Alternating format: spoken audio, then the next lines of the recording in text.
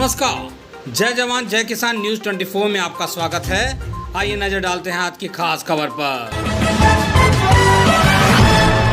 Sanskrit international school Bharthana में स्थित है। डायरेक्टर अंकित यादव जी पिछले कई साल से शिक्षा के क्षेत्र में जुड़े हुए हैं। डायरेक्टर अंकित यादव ने बताया कि कोरोना काल के समय में भी ऑनलाइन लगवा रहे थे क्लासेस। डायरेक्टर अंकित यादव जी ने कहा कि शिक्षा उस शेरनी का दूध है जो पिएगा वो दहाड़ेगा। डायरेक्टर अंकित यादव ने कहा कि अपने जीवन में सिर्फ शिक्षा को आगे बढ़ाने के लिए हमने ये कदम उठाया है। उन्होंने कहा कि कोरोना के बाद से स्कूल में लगवा रहे हैं एक्स्ट्रा क्लासेस।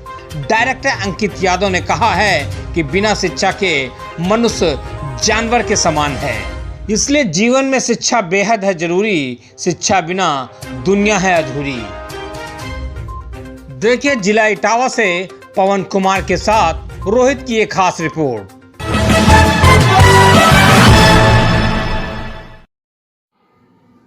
जैसा कि मैं अभी दिखा रहा हूँ, मैं और मेरी पूरी टीम अभी डिस्ट्रिक्ट इटावा से निकली थी और इटावा के पास जैसा बताया था एक भरथना जो छोटा सा कस्बा है, संस्कृति इंटरनेशनल स्कूल में हम लोग आए हुए हैं। उसके प्रबंधक डायरेक्टर सर अंकित जी हमारे साथ बात करने के लिए उपस्थित हैं। शिक्षा क्षेत्र में बहुत सारी बातें करूंगा, जानने का प्रयास करूंगा, क्योंकि इनकी जो शुरुआत की ग्रैंड ओपनिंग हुई वो लॉकडाउन के बाद हुई। लॉकडाउन के बाद क्या क्या चैलेंजेस फेस किए इन्होंने विद्यालय परिवार ने, क्योंकि जो बच्चे यहाँ पर आए वो 2 साल घर पर रहे थे, उनको जो भी ऑनलाइन की शिक्षा मिली। जो रूरल इलाके में विद्यालय है तो क्या क्या चैलेंजेस फेस किए, क्या क्या परेशानियाँ फेस की, क्या अनुभव रहा, वो सारी बातें करेंगे। सर सबसे पहले अंकित जी आपका स्वागत है हमारे चैनल पर। धन्यवाद पवन जी। सर ये जो आपने जब इसकी ओपनिंग की विद्यालय की, उस टाइम ये देश प्रदेश विश्व कोरोना से जूझ रहा था और सबसे ज़्यादा व्यवस्था चौपट हुई हमारे शिक्षा क्षेत्र की। तो आपके पास जो बच्चे आए होंगे, जाहिर सी बात है वो 2 साल घर पे रहे हैं। उसके बाद जब विद्यालय है तो क्या क्या परेशानियों का सामना किया, क्या क्या चेंजेस देखे बच्चों के अंदर? देखिए, एक बात तो तय थी कि घर पे बच्चे को शिक्षा ऑनलाइन के माध्यम से मिलना बहुत ही मुश्किल होता है। बच्चों ने मोबाइल का सही उपयोग तो बहुत ही कम किया। हमें सबको पता है, हमारे आपके घर पे मेरे बच्चे हैं, जैसे कि आप देखिए तो रील्स का आज का ज़माना कैसे आया जी। ये सब जो रील्स हैं और भी सब चीज़ें हैं तो वो शिक्षा से दूरी करती है बच्चों को जी। और ऑनलाइन क्लास के बहाने छोटे छोटे बच्चों को मोबाइल थमा दिया गया, तो कहीं ना कहीं बहुत बड़ा गहरा गड्ढा तो हुआ है। उस गड्ढे को भरने में समय लगेगा। दूसरी बात, क्लास में जब बच्चा आया तो वो बिल्कुल ब्लैंक था, कोरा कागज़। जैसे कि एक नर्सरी केजी का बच्चा होता है, वैसे ही बच्चा 4th 5th 6th में भी एक कोरा कागज़ की तरह आया था। और आज मेरा विद्यालय जुलाई में स्टार्ट हुआ था जी। और हमारे पास लगभग 180 बच्चे हैं। उन 180 बच्चों में केवल 15-20 बच्चे थे जिन्होंने घर पे, जिनकी माता पिता ने, किसी ने भी, उनके दादा दादी ने उनकी शिक्षा पर ध्यान दिया। और ज़्यादातर बच्चे कोरा कागज़ थे, ब्लैंक थे, तो उनको स्टार्टिंग से जी तैयार करने में बहुत मेहनत लगी हमारे टीचर्स की। लेकिन अब काफ़ी हद तक इतने दिनों में सुधार है जी। और हम अभी जो 2 साल का गैप हुआ उसमें अभी समय लगेगा, क्योंकि उसमें एक एज फैक्टर भी रहा। जो बच्चे 3 के थे वो 5 के हो गए, 5 के थे वो 7 के हो गए, और वो एक एज वाला गैप भी हमें पूरा करना है। पॉज कर दीजिए। क्या लगता है इसको, जो एज फैक्टर के बाद इस गैप को भरने में भी एक सेशन और लग सकता है? हाँ, ये आपने बहुत अच्छी बात पूछी। और सही बात ये है कि जो शिक्षा में एंट्री लेवल होता है वो पहले ऐसा नहीं रहा। अभी जैसे हमारा एक और विद्यालय भी आपको पता है, कैम्ब्रिज मॉन्टेसरी प्री स्कूल। जी जी। तो ये हमारा पीजी से लेके यूकेजी तक है। जी जी, प्ले स्कूल। हाँ, प्ले स्कूल है। तो अब प्ले स्कूल में हमारे पास 2 साल 6 महीने से लेके ऊपर के बच्चे। जी जी। यूकेजी में कोई बच्चा 5 साल का है, 4 साल का है। तो जो बच्चा, ये वाली जो पढ़ने की स्टार्टिंग एज होती है, जैसे 2-2.5 साल, 3 साल, 3.5 साल तक स्कूल में आ जाए जी, तो हमारे को भी प्रॉब्लम कम होती है और पेरेंट्स को भी उसको लगनशील बनाने में कम मेहनत करनी पड़ती है। लेकिन जो बच्चा समझदार हो जाता है 4 साल 5 साल का और वो स्कूल नहीं आया है, जो उसने दादा दादी या माँ बाप का उसे प्यार की लत लग गई है घर में, तो वो बहुत मुश्किल से सेटल होता है। स्कूल में बहुत ज़्यादा टाइम लेता है बैठने में, और हमें पेरेंट्स को भी, टीचर्स को भी, हम एज ए मतलब स्कूल के जो जितने भी लोग हैं सबको बहुत प्रॉब्लम होती है उनको बैठाने में। तो वो हमारे लिए एक बहुत बड़ा चैलेंज होता है। वही हुआ है कोरोना में भी। जो बच्चे का एडमिशन 3 साल में हुआ था वो 5 साल में हुआ, 6 साल में हुआ। लोग पेरेंट्स ने यहाँ तक वेट भी किया कि अरे इस बार भी कोरोना का लॉकडाउन लग सकता है तो अब इकट्ठे ही भेजेंगे अगले साल। तो कहीं ना कहीं पेरेंट्स की भी थोड़ी गलती भी रही है, लेकिन उनकी अपनी जगह बात ठीक थी। लोगों के आय के साधन खत्म हो गए थे तो उनको अपना घर भी देखना है, तो हम उसमें गलती तो नहीं कहेंगे, लेकिन हाँ ये जो भी है उसको भुगतना तो हम सबको मिलकर ही है। सर, आप राजनीतिक परिवार से हैं, इसलिए एक सवाल आपसे पूछना चाहेंगे। कोरोना काल में सबसे ज़्यादा जो व्यवस्था खराब हुई है, जो सबसे ज़्यादा दिक्कत हो रही है विद्यालय के द्वारा, इसमें कोई डाउट नहीं, और वित्तहीन विद्यालय रहे। मैं बहुत सारे विद्यालयों में घूमा हूँ, वित्तहीन विद्यालयों को राज्य सरकार या केंद्र सरकार द्वारा कोई मदद मुहैया नहीं कराई। आपकी अपनी पर्सनल राय क्या है इसमें? कुछ मदद जैसे इलेक्ट्रिसिटी बिल है, EMI, बहुत सारी ऐसी चीज़ें हैं जो गवर्नमेंट चाहती तो मदद कर सकती थी, क्या कहना चाहते? देखिए, मेरी अगर व्यक्तिगत राय मानेंगे आप तो हो सकता है कि समाज से थोड़ी अलग, या हो सकता है कि बाकी स्कूल वालों से, बाकी डायरेक्टर से या प्रिंसिपल से मेरी राय अलग हो सकती है। उसका एक रीज़न ये है कि मैंने वो फेस नहीं किया। हो सकता है कि मुझे उसकी एक्सपीरियंस ना रहा हो, तो मेरी ये व्यक्तिगत राय समान ना हो। मेरा मानना ये है कि जैसे जो सरकार है, पहले स्कॉलरशिप स्कीम चलती थी, बिल्कुल हम सब जानते हैं ये काला सच एजुकेशन का कि स्कॉलरशिप में क्या होता था।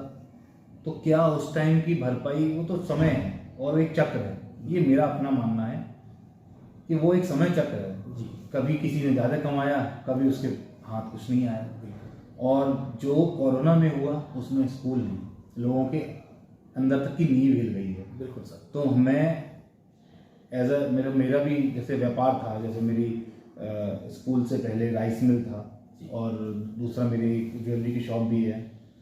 तो प्रभावित तो हम सभी हुए हैं कि हमारे खर्चे कम हो गए। खर्चे तो लॉकडाउन में हो सकता है कि कहीं जाने आने के खर्चे कम हुए, मुझे लगता है बाकी तो खर्चे बढ़े ही हैं घर में बैठ के। बिल्कुल। और आए क्या थी ये हम सब जानते हैं। चलिए, ये तो बात हो गई। एक ज्वेलरी की शॉप है हमारी, या राइस मिल था, तो हम तो मतलब कहना चाहिए कि हमारी दाल रोटी चल रही है। उनका क्या, जिनकी दाल रोटी सुबह शाम की मेहनत की थी। तो सरकारों से हम क्या उम्मीद करेंगे, उन्होंने गल्ला दिया। लेकिन हाँ, कहीं ना कहीं हो सकता है कि इसका सरकारों के पास कुछ अच्छा क्या कहना चाहिए, कोई स्कीम होनी चाहिए थी। जो सेक्टर्स जो बिल्कुल ही ज़ीरो हो गए, जैसे एजुकेशन में बहुत देखा, बहुत सारे स्कूल्स बंद हो गए जो एडेड स्कूल थे, जिनको बिल्कुल मदद नहीं मिली। जैसे हॉस्पिटैलिटी लाइन में बहुत सारे होटल्स, तो उनके लिए मुझे लगता है कि अपने अपने डिपार्टमेंट ने कुछ ना कुछ करना चाहिए था, जहाँ पे ये सरकारें थोड़ी सी पीछे रहेंगी। बाकी जो हमारा संकट था कोरोना का, वो इतना बड़ा था कि मतलब मेरी अपनी अकेली राय, मुझे लगता नहीं कि उसमें कुछ कहीं तक पहुंच सकता हूँ। अंकित जी, आपने विद्यालय का नाम संस्कृति इंटरनेशनल रखा हुआ है, और जब भी हम बैठते हैं तो संस्कार, संस्कृति, हमारे देश की, ये सब चर्चा का विषय रहती हैं। आजकल एक बड़ी चर्चा होती है, जब हमारी उम्र, हमसे उम्र के बड़े लोग जब इकट्ठे होते हैं तो कहते हैं हम लोग जब घर से निकलते थे माँ बाप के पैर छूते थे, बड़ों का सम्मान करते थे। जब से इंग्लिश मीडियम का बोलबाला हुआ, बच्चों की शिक्षा बेहतर हुई है, पर संस्कारों की कमी है। कहीं ना कहीं हमारे बच्चे गुड मॉर्निंग, हेलो, हाय तक सीमित रह गए हैं। तो हमारा संस्कृति इंटरनेशनल ऐसा क्या करने वाला है जिससे हमारे बच्चों की शिक्षा के साथ साथ संस्कार भी बेहतर हो सके? देखिए, संस्कार, एक बात मान लीजिए आप कि वो अपने घर से मिलते, ये तो हम सब जानते हैं। स्कूल में हम बच्चे को एक सही राह दे सकते हैं, लेकिन जो बाकी चीज़ें हैं, जैसे कि आपने बताया कि पैर छूने से लेके, तो वो सच्चा संस्कार।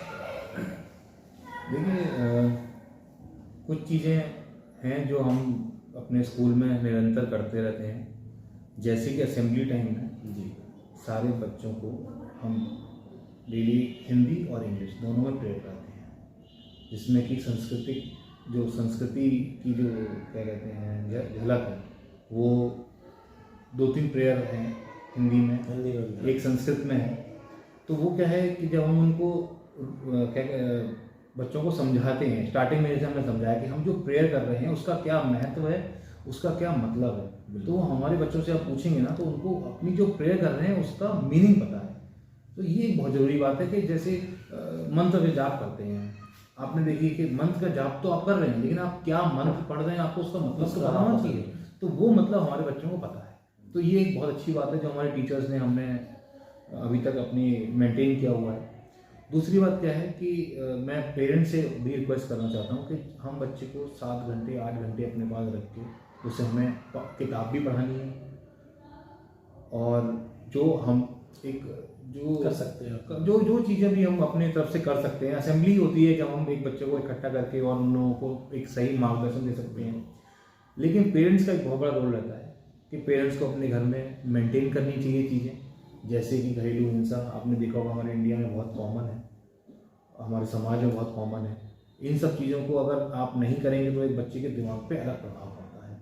दूसरा क्या है कि आजकल एक कुछ चीज़ें बहुत चलन में हैं, जैसे किसी भी जेंट्स का घर में ड्रिंक करके आना, बिल्कुल सही शब्दों का इस्तेमाल ना करना, बिल्कुल अपनी जो घर में माँ है, दादी है, वो बच्चों को लुभाने के लिए फ़ोन का उनको दे देना। तो ये सब चीज़ें बहुत महत्वपूर्ण हैं एक बच्चे की सही परवरिश के लिए कि आपको उन चीज़ों से बच्चे को दूर रखिए। तो हम केवल उनको एक प्रेयर करा के या उनको मतलब समझा के वो सब चीज़ें दोनों लोगों के प्रयास। बिल्कुल बिल्कुल। इसमें मैं सर एक आखिरी सवाल, आने वाला गणतंत्र दिवस है, नई साल के हम लोग शुरुआत में है, संस्कृति इंटरनेशनल की तरफ से एज ए डायरेक्टर अंकित जी क्या शुभकामनाएं, क्या संदेश? देखिए, हम लोग के लिए बहुत गौरव की बात है कि हम लोग अपने 74वें गणतंत्र दिवस में मतलब के साल में प्रवेश कर रहे हैं। समाज में कुछ चीज़ें चल रही हैं जो हो सकता है कि बहुत से जो एक हमारे जो जी सर, पहले तो मैं बहुत बधाई देना चाहूँगा सभी क्षेत्रवासियों को हमारे गणतंत्र दिवस की। स्कूल की भी निरंतर यही प्रयास है कि हम अपने बच्चों को एक अच्छा नागरिक बना सकें। पढ़ाई तो एक चीज़ है, लेकिन एक अच्छा नागरिक बनाने के लिए जो भी चीज़ें महत्वपूर्ण हैं वो हम अपने बच्चों को कोशिश करते हैं कि उन्हें ज़्यादा से ज़्यादा बताएं, ज़्यादा से ज़्यादा उनके मन में समाज को लेके, राजनीति को लेके जो भी द्वेष हैं, जो भी गलत चीज़ें हैं, जो सही चीज़ें उन सबसे उनको उनसे मतलब मुखतलिफ कराएं। बहुत बहुत धन्यवाद सर। आप देख रहे हैं मेरे साथ बात करने के लिए उपस्थित थे अंकित यादव जी, जो कि संस्कृत इंटरनेशनल स्कूल जो कि भरतरा में है उसके डायरेक्टर हैं। बहुत सारी शिक्षा क्षेत्र के बारे में बात हुई, लेकिन सबसे अच्छी बात जो उन्होंने कही वो ये कही कि बच्चा 6 से 7 घंटे विद्यालय में रहता है, 17 से 18 घंटे घर पे रहता है। विद्यालय और पेरेंट्स दोनों लोग जब मिलकर प्रयास करेंगे तभी बच्चे को हम आगे बढ़ा सकते हैं, उसको एक अच्छा भविष्य दे सकते हैं। मैं भी चैनल के माध्यम से विद्यालय परिवार के सभी स्टाफ को, डायरेक्टर सर को बहुत बहुत शुभकामनाएं और बधाई देता हूँ। राइट पर तो आपको सिंपल वे है, आप कैसे खड़े हो, राइट पैर को ठीक है, आप सामने की तरफ आगे सामने की तरफ, और लेफ्ट पैर आपका पीछे, लेफ्ट पैर आपका पीछे, इसको उठा के पोजीशन फिर कमांड आती है उसका राइट टर्न, राइट किधर है आपका, तो डी मूव करा दो राइट पैर को, ठीक है, और लेफ्ट पैर पीछे उसको आगे लाओ उठा के, ठीक है। फिर आपको राइट कमांड मिलती है about right turn, scout right turn, right किधर है, इधर है, राइट हो जाओ, और लेफ्ट मिलती है लेफ्ट, सिर्फ उसे रिस्पॉन्ड बाद में करना, पहले लीडर की कमांड सुनो और राइट। पल पल की खबरों को देखने के लिए चैनल को लाइक, सब्सक्राइब और शेयर जरूर करें।